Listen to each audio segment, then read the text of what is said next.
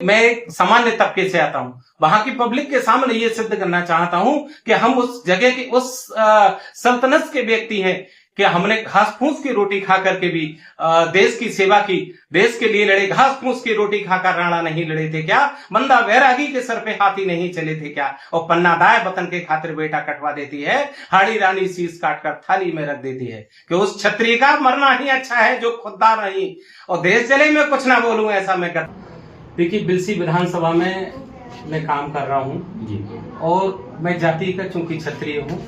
क्षत्रिय किसी विशेष जाति के व्यक्ति नहीं होते, जो हर एक व्यक्ति को लेकर के, हर जाति के एक एक नीचे के तबके को साथ लेकर के चलता है, वही व्यक्ति असली क्षत्रिय होता है। क्षत्रिय अगर राजनीति करते तो वो राजा होते और अंग्रेजों के लिए कभी भी गुलामी कर सकते थे, लेकिन उन्होंने ऐसा नहीं किया। अपने छात्र धर्म का वर्चस्व बचाने के लिए, हिंदुस्तान की संस्कृति को बचाने के लिए अपने हाथ कटवा दिए, पैर कटवा दिए, सल्तनत खत्म कर दी।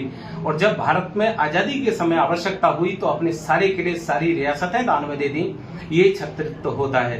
तो मैं जिस जाति को बिलोंग करता हूँ उसमें जातिवाद नहीं होता है, लेकिन अगर चूंकि राजनीतिक चीज में ये देखा जाता है कि, तो फिर मैं उसके बारे में बता देता हूँ कि मैं जिस बिलसी विधानसभा से प्रयासरत हूँ, और पार्टी अगर सत्यता इस चीज की देखती है तो ये जरूर है कि हमारी जाति की संख्या लगभग 70,000 है बिलसी विधानसभा में। बताने को तो कोई 5,000 वाले भी 40 बताने लगे, लेकिन मैं कि कम से कम 185 गांव में घूम चुका हूँ। 185 गांव में घूमने के बाद एक एक जगह का आंकड़ा मेरे पास है।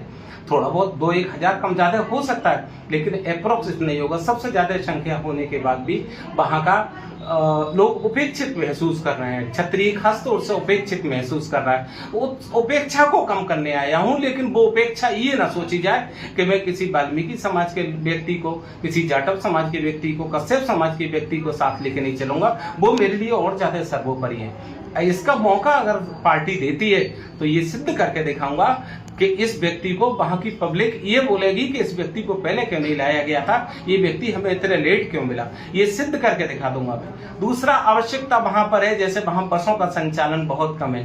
बस का अगर किसी आदमी को चंदू सी आना है तो 2 जगह कई बार बस बदलनी पड़ती है, या सुबह से